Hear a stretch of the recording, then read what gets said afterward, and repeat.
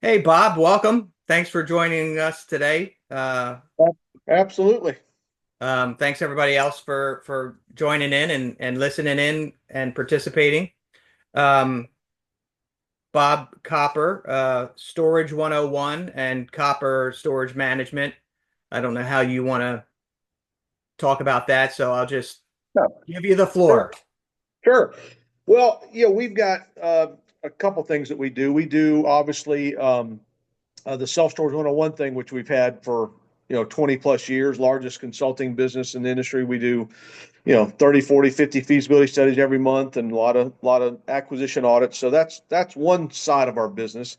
And then the other side that we've started in last several years that you're aware of is the copper storage management side, which really started as a way to manage our own facilities. We got a bunch of facilities of our own, and start off as a way to manage our own more effectively, more efficiently, and the way that works. And so, we kind of like, all right, you're managing your own 20 or 30. Can you also manage mine? And so now 150 or so properties later, that's where we are. And what makes it a little bit, well, not a little bit, a lot unique is it was designed from the very first day as an unmanned automated option. I've had the legacy properties in the past. I've done the management, full service management. I realized a long time ago I liked owning them way better than I like managing them.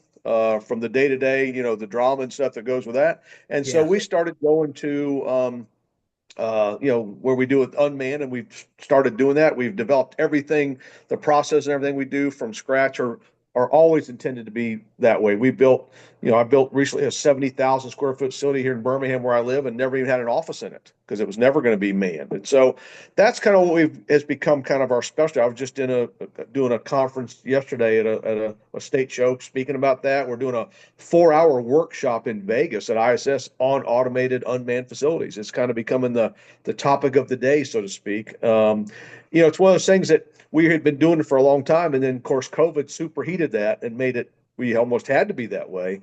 And so that's what we do, and it's been pretty successful. We still we're still acquisition mode. We still buy facilities and build facilities and do those things. But that's kind of our two main things: is the feasibility side, the market study side, and then of course the management side.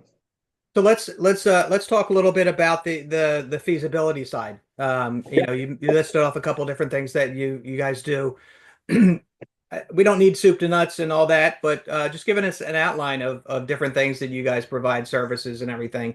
Do you provide like underwriting and market studies and like what is it that you guys provide?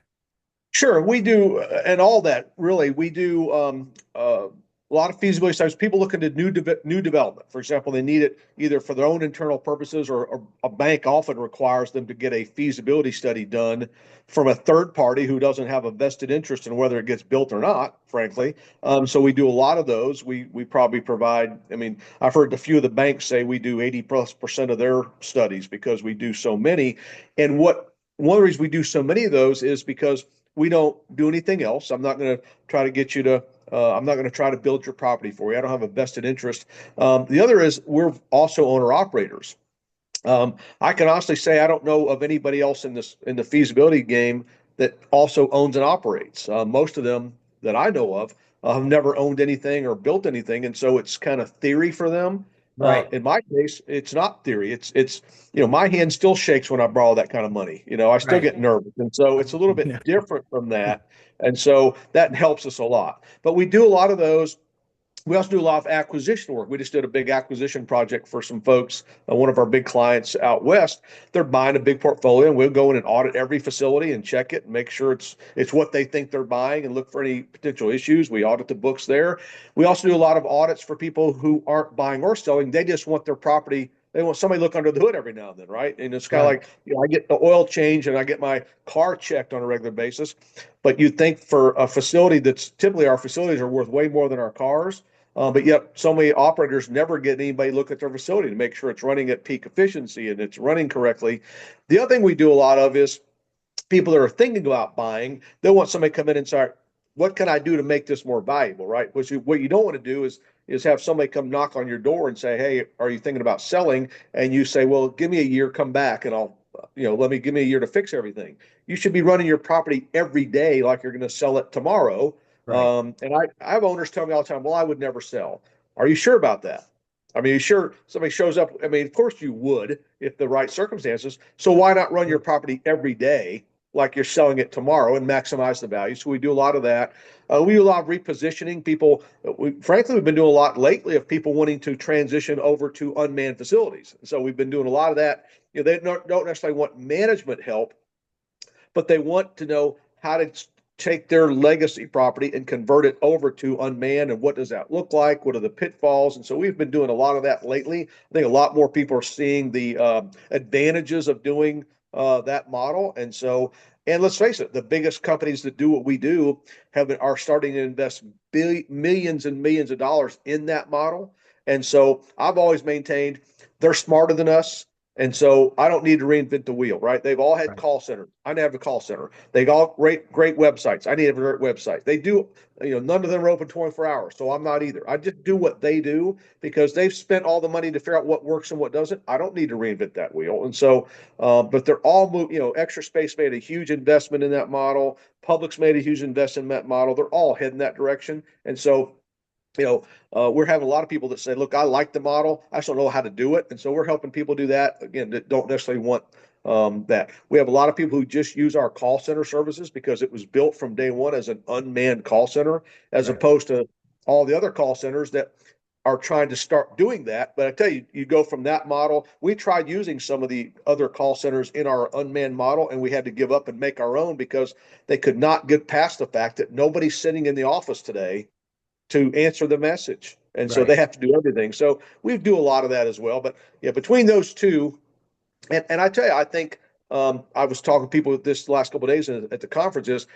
I think when we're starting to see that, I think 2024 was not a stellar year in our industry between, you know, occupancy rates, rental rates, acquisition Yeah. activity, interest rates too high. Sure. I think we're starting to see, our portfolios had the first quarter has been the better than we had the last couple of years, frankly. And so Right. we're seeing more activity in the feasibility. People start to look at that more. And I think two things have happened. One is interest rates have crept down a little bit, not greatly, but some. What it's cost to build has crept down a little bit. But I think mainly people have realized we're not going back to 2% interest rates. I Right. mean, that was such an anomaly. And I think for a while people thought, well, I'm going to wait till they get back there. They're not going back there. And so now people realize, well, if I'm going to get in this business at some point, I got to accept the fact that 6% interest rates are going to be normal now. And they are. I mean, let's Right. face it, I'm old enough to remember, and you may be too, when interest rates were all double digits. Oh And yeah. that was normal. That was normal, right? So When I now, bought when I bought my first house. that's what I'm saying. So this range we're in now is we're settling in. It's still pretty cheap money for, I'd still rather use the bank's money at 6 or 7% than my own. And Yes. so I think we're starting to see more a movement in that. Yeah. So when people call you and say, "Hey Bob, I want to transition from a manned facility to an unmanned facility," you help them with like the technology part of it because obviously that's where it goes, right? Right. To take a person out, you got to put something else in there. And right That's now, right. the way the technology is that you can pull that person out. They can go to your website. They can rent a storage unit, even to the point where the doors are automated for locks. Like you just go, you punch in the code that's off of the whatever off the website or however Sure. however. Sure. I'm not versed in the remote management or the technology of that kind of management, just because the way we run our properties, we Right. have Right. Right. big enough properties Right. we run with people on them. But I've seen a lot of stuff. I mean, even like companies like SpiderDoor that offer this, and Yeah. then there's StorePass that offers you can just scan a code and like all that. So you help them with that as they Sure. transition. Yeah, and that's a good point, James. A lot of people, they're the biggest challenge, and this is what I shared yesterday in my presentation is the biggest challenge to converting from legacy, the the safety net of having a manager there to not having a manager there is the confidence to do it. The Right. rest of it actually is easy. It's getting people to understand that having someone sit there all day is just not, there's no value to it anymore because we have so many things we can do. And when you get people to look at the rest of their life and how they manage the rest of their life, they realize I do my whole life that way. I mean, How do I you pay check my your own bags. bills? I pay all Right. my bills on my phone. Of course, I check my own bags at the airport. My local post office has a kiosk in the lobby. I don't go in the lobby to post office anymore. My local Right. McDonald's is a kiosk. You punch what you want, you pick it off the counter, and you leave. You don't talk to anybody.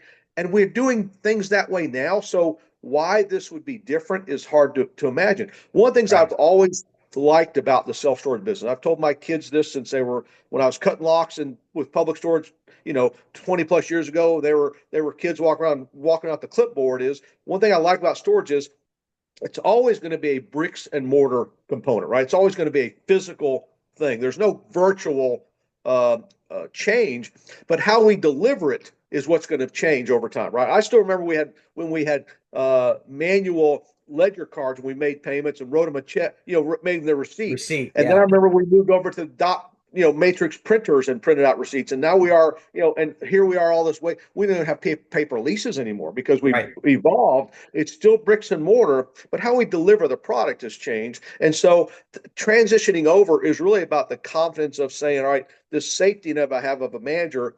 All right, what happens when they're not there? Well, I'll tell you what happens when they're not there is your income goes up because you know what?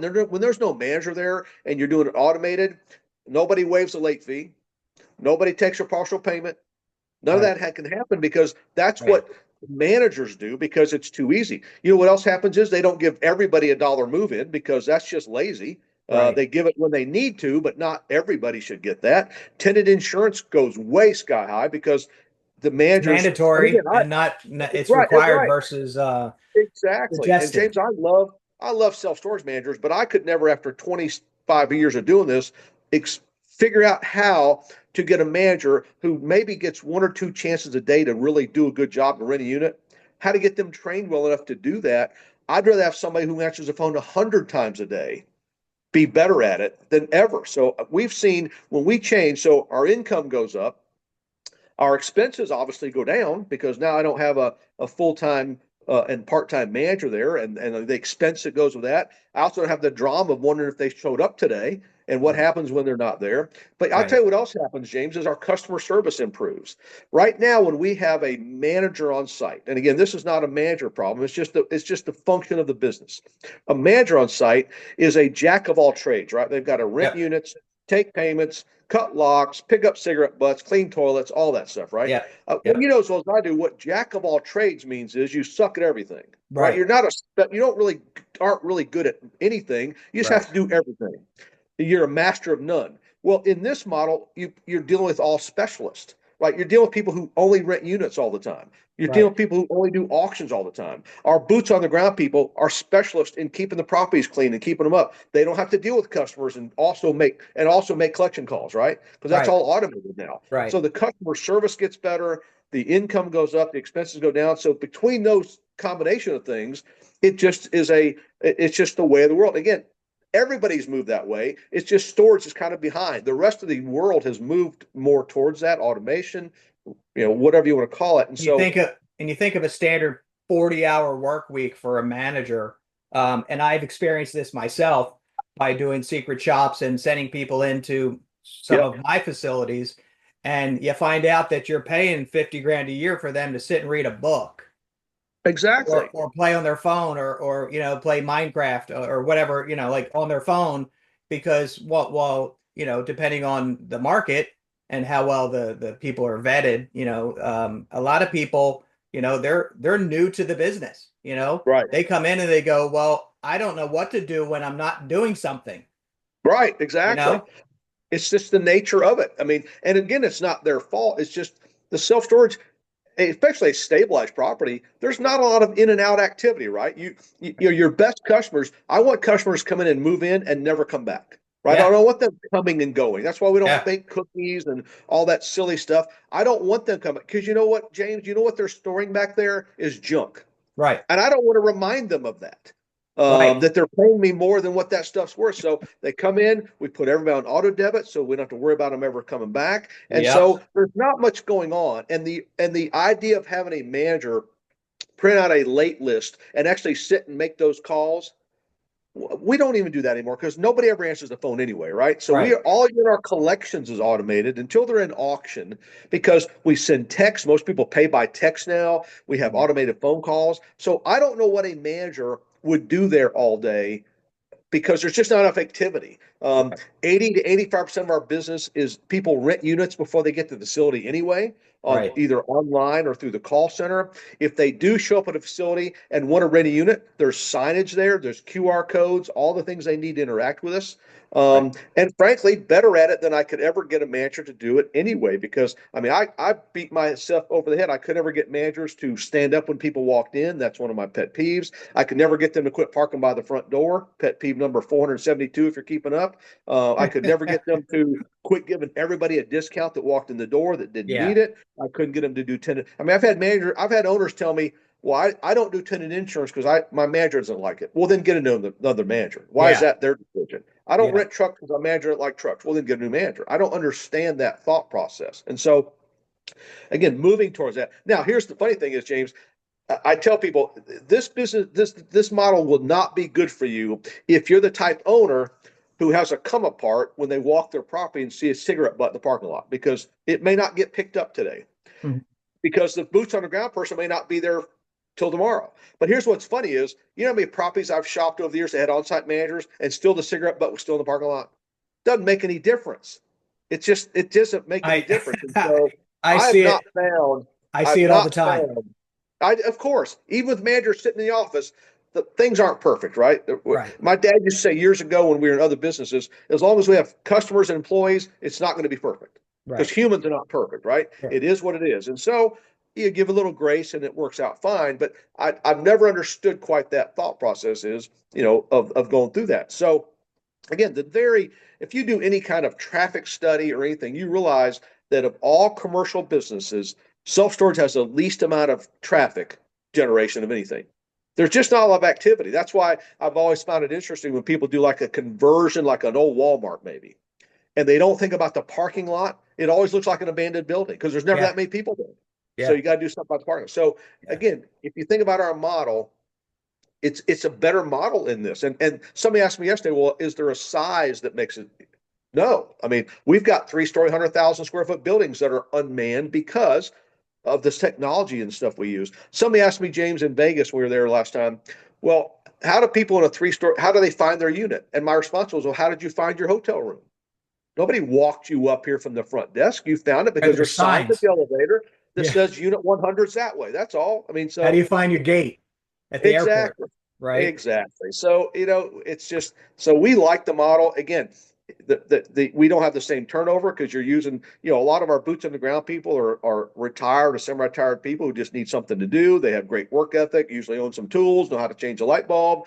And then you've got the other, I mean, we've got a huge call center that takes 50,000 calls a month. You know what happens if one of those call center agents doesn't show up today? The other 49 answer the phone. So Right. there's no disruption in my business if somebody doesn't show up today. And it's just a different model. We like it. Right. Yeah. So obviously I went over your web page, which I looked up as Copper Storage Management, and I think it's copperstoragemanagement.com. Okay, I just wanted to make sure, throw a plug in there. Um, and it said that you have third-party management, hybrid management, call center, marketing services. Then it said requirements on the facility at the bottom, at facility requirements. I didn't read it because we all jumped on here by the time I got a chance to take a Right. look at it. Right. And Right. then it has owner responsibilities. And then, you have boots on the ground. Um, tell us about your hybrid. What's the difference between third party and a hybrid? Yeah, what a hybrid mean? It's still third party, but what that means is, we have some owners, for example, who maybe it's in a lease up and they're not quite confident that so we can run what we call a hybrid, which basically means we may have somebody there 4 or 5 days a week to give them a little more confidence. So we still dictate their steps. We still limit their interaction with customers. We don't think that's necessary. But hybrid just means it's not 100% automated, and oftentimes it's just because it's the owner has to have the confidence to finally move that way. And it's kind of give owners a little bit of peace of mind or grace to know, yeah, if somebody's going to be here 4 or 5 days a week. It still may only be 2 or 3 hours a day, but Right. it's not complete. But what we don't do is even in the hybrid sense, we don't have somebody sitting in the office who's going to do anything other than go out, cut locks and pick up trash and maybe help somebody find their unit. But we still don't want them doing the collection calls or that's because then you get away from what the whole model does. Hybrid simply means maybe more than normal. And again, it's more of a confidence thing. And people do ask that. And oftentimes that confidence is in they want somebody there more often in a lease up. Let me tell you, James, in a lease up, this model works even better because, again, you're dealing with professionals and specialists who do everything. I'll give you an example. We had a property in Tuscaloosa, Alabama, where the University of Alabama is, rented 120 units in 3 days because of college, right? Right. There's no way any on-site manager could have ever done that. Yeah. Been impossible. That'd be stressful. It's stressful, but yet Yeah. the automated model, everybody was dealt with, everything happened, and it's so much smoother. And so that now you mentioned about the requirements. There are requirements, for example, like every management company, certain software programs. I mean, we can't just use every software. There's 2 or 3 we have to use because of the way it works, but most of them we cover. We want the place gated and have some security, right? Just like if you had a manager there or not, we would want certain things. I mean, people ask me that is what's the difference in when you build a property between unmanned and manned? There isn't any difference except I don't waste the money on an office. It's still the same cameras, the same keypads, everything's identical, same big monitor with the cameras, except I don't waste the money on an office. That's the only difference. Now, when we buy a property or take over a property that had an office, that becomes part of the rent roll, right? We either convert it to space or in some cases, we make it a little office. Maybe a small insurance company needs a space for a couple parking spaces or whatever. It just becomes part of the rent roll at that point. Or in some cases, we rent that apartment out to a local policeman. So there's always a police car parked there at night. So there's all kinds of things we can do with that. Right. So it looks like the hybrid for me would be going from having a person there full time to being fully remote. So having somebody 2 or 3 hours a day, maybe at the beginning, 3 days a week, or a part timer, or somebody that's in that office to give the owner some security and the owner some reassurance. And even the customers at that rate. If let's say you bought a facility that's I bought a facility last year that was trashed. I mean, trashed management wise, contract wise, fully just everything about it. 14 30-yard dumpsters trashed. I mean, it was bad, right? And we went in there and there was no contracts, there was nothing. Well, we put somebody in there full time because the people that were there prior were so bad at what they did that it scared everybody off. Wow. Right? So we want to put a face there and reassure them that, hey, we're doing the right things now. Now we have cameras that are fully activated. We got gates that work. We got, we put new doors on. Now your doors work, all these things. And to have somebody on site to hop on, because it's 5.5 acres, hop on a golf cart with them and drive them out and say, this is the type of unit we have available. It's boat and RV, so it's a little bit different. Sure. I mean, they're all storing stuff. And I kind of like the model of boat and RV because most people that store boat and RV, they're not, they have some money, right? So they're usually pretty good on their bills. Obviously, I do love storage because we as Americans are a bunch of hoarders. Oh my gosh, we are awful. Yeah, I'm one of them, by the way. I'm included, but I don't have a storage unit. So I have a bunch of storage units, but none of my stuff is in any of it. Right? Gotcha. So it's sometimes it's a necessity. Like it really is a necessity to have somebody there when they show up. In a market that they've the previous owners have proven themselves unworthy to be part of the community. Right. And truly that's the way our facility was. And I knew it going in. I mean, and that, of course, you pay for what you get, right? So I didn't pay that much for it, but there was a lot of physical work that needed to be done. Yeah. And even this, blind fella here was out there on a Bobcat. Imagine that. Clean stuff up because prior to losing my vision, obviously I did other things Sure, besides just, sure. so I was out there, and it was a 48% occupancy. So it's not like I had to worry about bumping into anything. Right, right, right. It wasn't full. But I do like the fact that at a certain point, like we're gaining confidence daily on this one facility because we're starting to get our name out there and they're starting to show improvements. We're just Right. about ready to repaint the whole thing because we put a bunch of doors in. So when people drive by, they're like, whoa, like that. Well, that place used to be a dump, you Right, know? right, And right. and now, so we're starting to, as owners, we're starting to build confidence in this one particular facility. And it's crossed my mind many times of, you know, at what point do we just throw a bunch of technology at the property? And I mean, if you think about it, 50 grand a year to read a book. Well, if I take 50 grand and throw some technology at it, well, next year I don't need 50 grand again. So my And ROI that, is going to be next year. that's a great point. I mean, you think about it, and here's the thing, and you hit on something that we get asked a lot is how expensive is it to move over to this model? And the answer is very little. And let me explain why.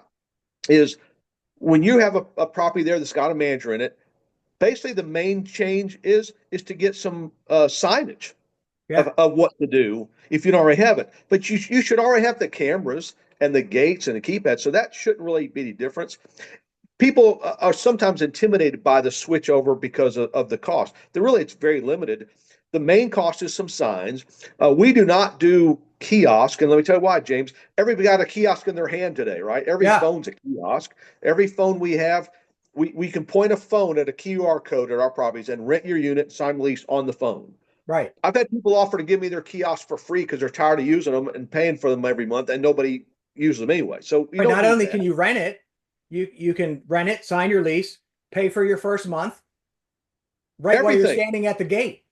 Never and even get a gate code. Right. And Never then even get a get gate out code. right. Right. Everything right there. So you don't need all that. So the when we take over a property or we manage it, the main thing is the signage, and oftentimes we have to buy some extra overlocks because we use the Da Vinci locks Mhm. to change over. Because if you're doing the standard overlocks, that means you put the red lock on it when they're late, and then when they pay, you go out and take the red lock off and all that. In our system, we put the lock on when they're late, right? Because we're there a day or two anyway, a week. But you know what? We don't take it off. You know why? Because the customer takes it off themselves. If Right. they pay their bill, they get a text from us Boop. from the system that says, "Here's the combination. Take it off yourself."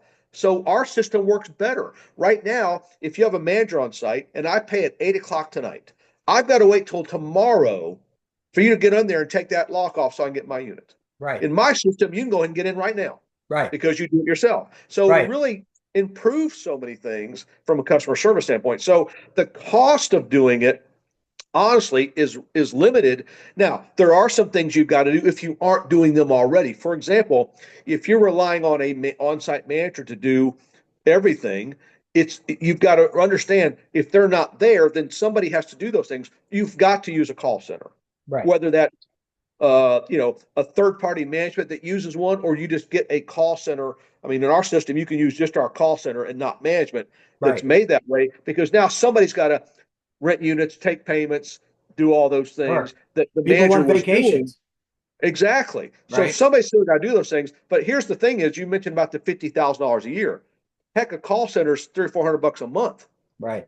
that does all the things your manager was doing, except better because it's somebody who does it 100 times a day and not Right. somebody does it once a day. So the changeover, we bought a property in Griffin, Georgia. This is one of the ones I mentioned yesterday at the case study is 60, 50, $60,000 a year payroll. So the day we bought it and didn't keep the manager, our value went up $500,000 from that one line item. Right. This manager had already decided that nobody was going to pay on time, nobody had a debit card, and nobody would take tenant insurance. You know what? She was right because in her mind, all those things were true. But you Right. know what happened magically when she went away? None of those were true. Right. All of a sudden, everybody has a debit card. Heck, I got 7 grandkids. I think 6 of them have credit cards, right? I mean, everybody's got one. Everybody got a phone. All of a sudden, tenant insurance went to 90%. All of a sudden, everybody started paying on time. And so a lot of times just the mentality of a manager, they've made up their mind. This is how it is. That is how it is. And Yeah. so that our income went up dramatically. Your Tenant insurance went expenses up went down. dramatically. Everything and expenses went down. Right. Everything got better. So to me, it just doesn't make it makes sense. And so it is the confidence you hit on that, James. It's the confidence of I have had a manager on site for 20 years. What happens when they're no longer there? What happens? And what you'll find is things get better, Right. frankly. And then you take the expenses that you save and the money that you make, and then you figure out what, like you were saying, it makes your valuation go up. Multiply that by a 6 or 7 cap, right? And Exactly. there your property's worth more money, right? Yep. And then as you buy new facilities or refinance the one, hey, I paid it down, I could use that money to go buy another one. Now your Yep. valuation's up, and you don't have those expenses on your books, right? Well, exactly. And people need to understand when it comes to valuation, and that's we're always looking at valuation, right? For two reasons. One, if we want to sell it, and two, maybe more importantly, if we refinance it, right? That's Yeah. that's really our goal is to get the equity up enough to refinance it, pull some Yep. money out, and that's because Yep. that's a non-taxable event. That's the way to make money. It's not.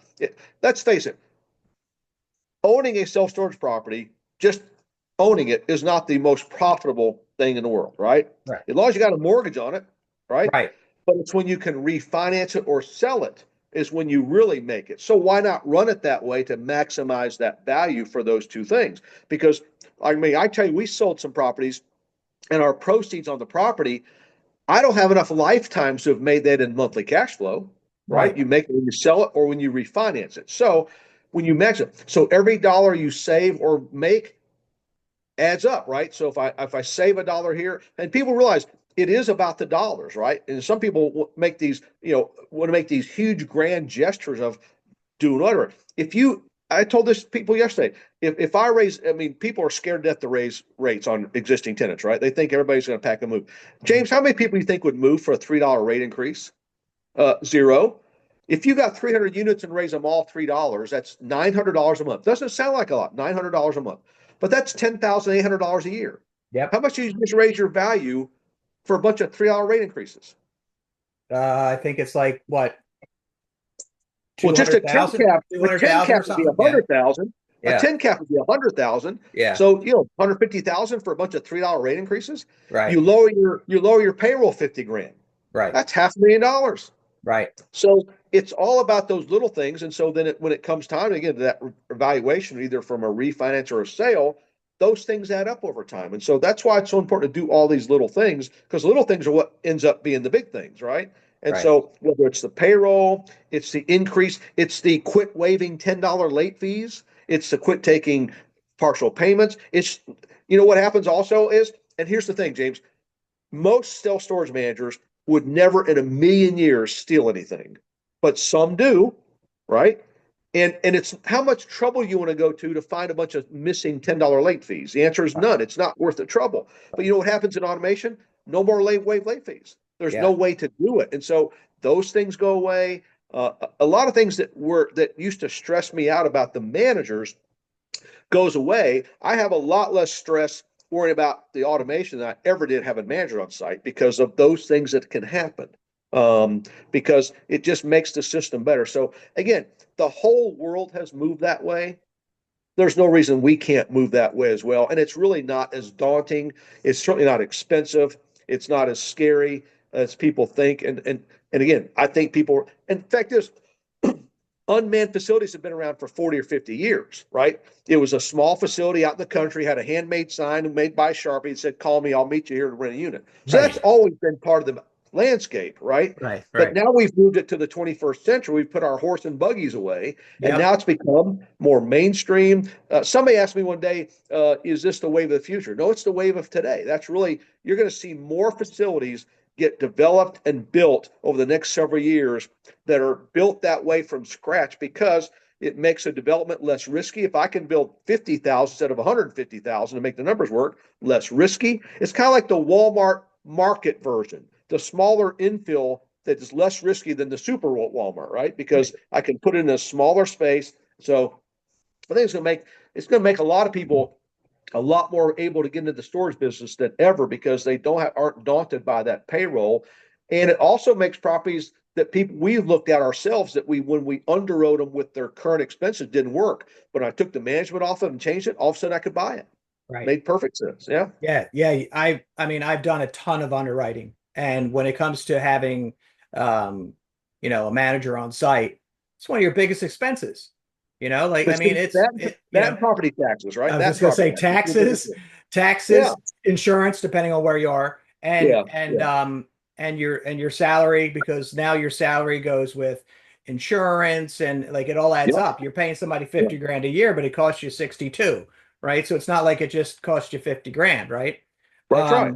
But I guess doing something like in the remote management or hybrid, you listed marketing. So obviously marketing is key to having all this done, Right. because you need to have a good website, you need to have good Right. software. So tell us a little bit about the marketing on your side. Sure. Well, our major marketing is going to be having a great website. If you look at our website, James, which is Copper Safe Storage, which is where we have all 100 and some of our properties are all listed. So Mm. that's one of the requirements that we manage is you're going to be on that website. Because face it, if you're on a website with 150 properties, you have a better chance of being found on the internet than if you're a one-off. So it Right. adds to that gravitas, so to speak. So Yeah. we like that. We have a lot of people who use just our website services without even managing for them. They just want to be on our website, which is great. I think it's a great website and proud of it. But it's about, I mean, when 85 plus or 90% of the business now is done on the internet, right? It's done Yeah. through Google searches, it's through the Google reviews. People look for reviews and look for you. So that is the focus of our marketing, which, by the way, is also the focus of Extra Space, CubeSmart, Life Storage, Public Storage. You ask them, how much time do you guys spend on having your managers play around with Facebook? Zero. How much time do you have your manager got putting up flyers at apartments? Zero. Because nobody does that anymore. Because nobody Right. gets, I mean, and face it, how do people rent storage? They go online and put self storage near me. That's the number one search, right? And so Yeah. you got to be on there. And let's face it, you've got to have a system in place and be with a company that you're on the first page of Google. So there is no second page of Google. Do you ever Right. go to page 2 on Google? No. No. And so you got to be on that first page. Yeah. You will have a better chance to be on that first page if you're part of a big group than if you're a one-off. But it's Right. about and here's what's funny, James, is and we again, I'm working on several feasibility studies today. We'll look at you know a bunch of websites the next couple of days looking at on these feasibility studies. I'm shocked in 2025. One is how many facilities still don't have a website, and then I'm shocked how many have a website and how pitiful it is. I Yeah. mean, the whole website is kids, dogs, pictures, what clubs they belong to, and here's the thing: is nobody cares. Yeah. If you go to Extra Spaces websites, what's on the front page? The rates. Yeah. That's all people want to know. How do I rent a unit? And when Yeah. you make it so difficult to find a unit and to rent from you, people don't want to do that. Your website has got to be how to rent a unit and do it now and quit and get people off the radar, right? And Yeah. that's what people are looking for. So it's all about the marketing, James, is all about that. And here's the thing: whether you have an on-site manager, automated manager, third-party management company or not, you should be doing that already. You should already have a great website. The website is the front door of your facility, Right. right? You can have a great, beautiful Class A facility and have a crappy website. You might as well have a crappy facility because that's what people see first is your website, not your facility. Most people today rent from us before they get facility. Right. So they It's got ten, to. it's the 10-second Tom thing where, in the first 10 seconds, I'm gone. If I can't find what I'm looking Exactly. for, I'm gone. I do Some of that these, with comps. When I go to of course, websites for comps and I click on it and I look and I go, oh, gee, exactly. We do the same thing. and If we and go I to go a to the next website, web page. I mean, we do the sometimes I same have to thing. dig in because there's nothing else around, but I shouldn't have to go to, well, I don't say shouldn't have to, but you shouldn't have to go to a second page. Like when I open up a page to do Exactly. a comp study, if it's not right there, if I don't go and look at the rate, all of a sudden they got 10 by 10, 5 by 10, 10 by 10, 10 by Yep. 20, 10 by 15s, and boom, boom, boom, boom, boom, their prices, right?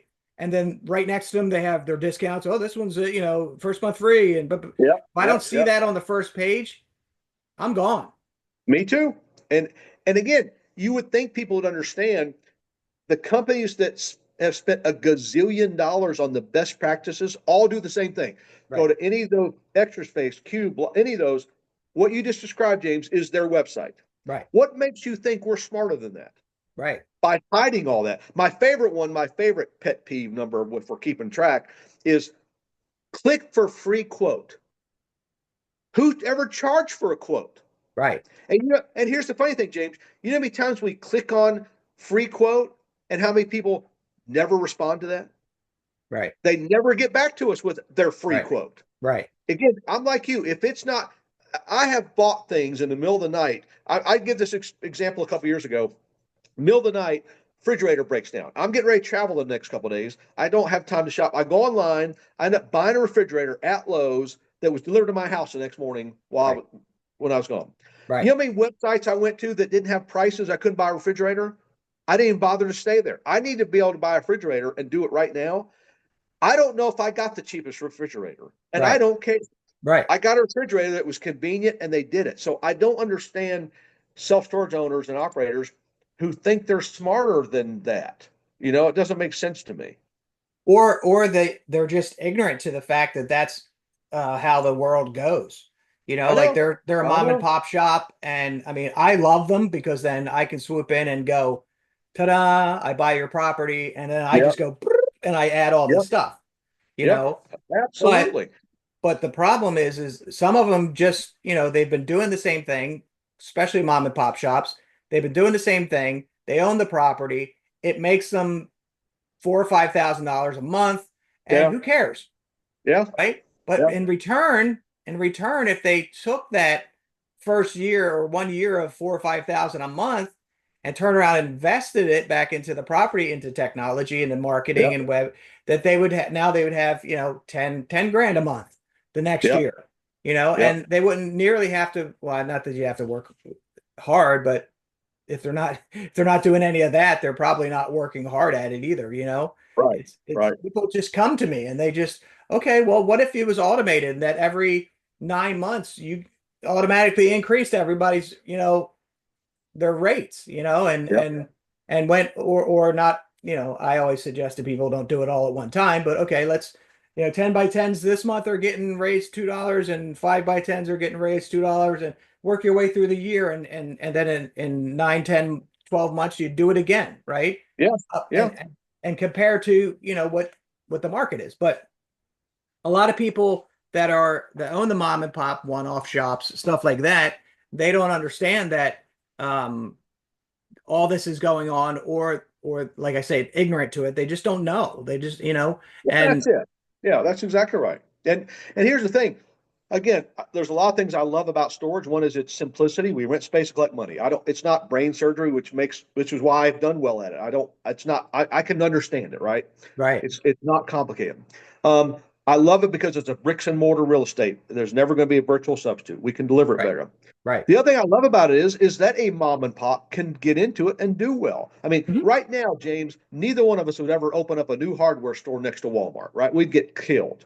But I can open up a small little self storage property next to Extra Space because Right, it's a neighborhood thing. We can both compete. But what I don't understand is we have the advantages of being the mom and pops, being the independents, and doing that. What we don't understand is we don't take advantage of all the things those guys, the things they've done. Why don't we do that too? Why don't we use call centers? Why don't we do have great websites? Why don't we raise rates every 9 months? Because they've all done it, proved it works. Let's just do that because I can take I mean, I'm like you. Mom and pops are great because that's our bread and butter to buy. I mean, I don't understand how I can go to a market study and everybody's 100% full. And the average 10 by 10 is $35 because nobody in the market has enough sense to raise their rates. Now, right. I can't build in a $35 a month market, but I can buy in one. Yeah, I mean, if you want to, if that's your thought process, and I don't understand that either. Why? Here's the thing: is we both know, you and I. I mean, we'll see each other in a couple weeks in Vegas, and we go yep, to these trade shows. And no yep. matter how many shows I go to, I was in one yesterday, and I'll be in two or three more after Vegas. Mhm. And no matter how big the show is, most people aren't there. Most people don't go to any training, don't go to any resources. They don't join Right, their own state organization, so they right, just live in oblivion and don't understand. where again they could make so much more money, but also mainly improves the value of their facility. Do those things by doing these little steps. I mean, $3 rate increases or revenue management or have a better website. The thing is, none of that stuff used to be getting a lot of that stuff was so ungodly expensive. Us mom and pops couldn't do it. It's not Right. anymore. Right. All that stuff off the shelf is so reasonable that it's mind-boggling to me that most people don't do it. Right. All right. So let me just look at, I got my questions and stuff down here and make sure we touch on some topics.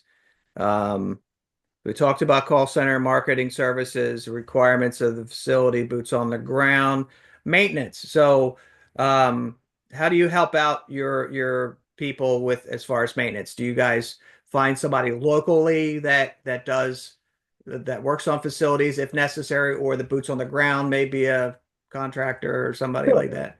Yeah, it depends on the skills of the boots on the ground person, right? A lot of our boots on the ground people are retired men and women who, want some beer and cigarette money, need, get out of the house, need something to do. They're very flexible. They own some tools, usually pretty handy, and they Mhm. can do a lot of the things. Now, if it's a major gate repair, then we will contact, as a management company, we will contact a local to get that done. But the boots on the ground people do a lot of the stuff, and it's fascinating to me that of what they can get done and the little bit of turnover in that job description because they're our best employees because again they need something to do, they want to do something, so the maintenance is handled by them 85% of the time, and then a few times in it we will call a local gate company or local roofing company, whatever, just like I would if a manager on site, but really no Right. different. In any third party management company, that's what they do is make sure that stuff happens. So And that's really no different. you probably find them on the first page of Google, Exactly. We just right? exactly. You We know, go in and Google, yeah, you know, need gate repair people, need gate camera repair people, repair near whatever it is. me, and then put in, wherever you are, and Exactly. bam, here's three people Exactly. that Yeah. fix gates, right? Exactly. So there's people like that in every market, obviously. Yeah. Yeah.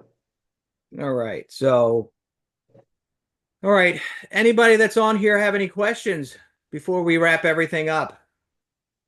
Feel free to ask Bob some questions. I plugged in his business website for copperstoragemanagement.com. Um, do you have an email address you want to share with anybody or anything like that? Sure. Yeah, real easy. Bob at selfstorage101.com. There it is. Okay. I'm going to write that down. Selfstorage101.com. Okay. Well, I appreciate you giving us your insight and joining us on the call. If Absolutely enjoyed it. if nobody has any questions for you, what I will do is I will post this, like I said, before we started, I will post this on the group and also on to my YouTube page if anybody wants to rewatch this or anything like that. And Perfect. Bob, hope to see you soon. All And right, brother. Yeah, see you in a couple weeks in Vegas, right? yes, yes, sir. All We'll right. be in Have a good touch. one. Thank See you, you. man. Thanks. Thanks, Thank guys. you. Bye. Bye.